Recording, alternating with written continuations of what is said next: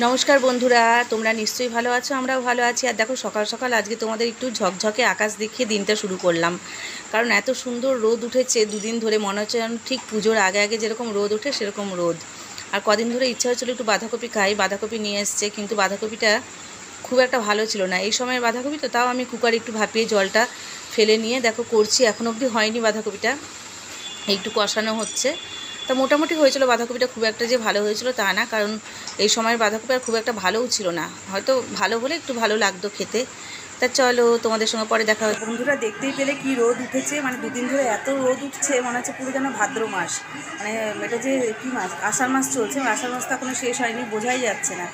আর দুদিন ধরে ওয়েদারটা ঠিক সেই পুজোর আগে আগে যে জামা কাপড় সব রোদে দেওয়া হয়, ঠিক ওরকম ঝলমলে রোদ উঠছে।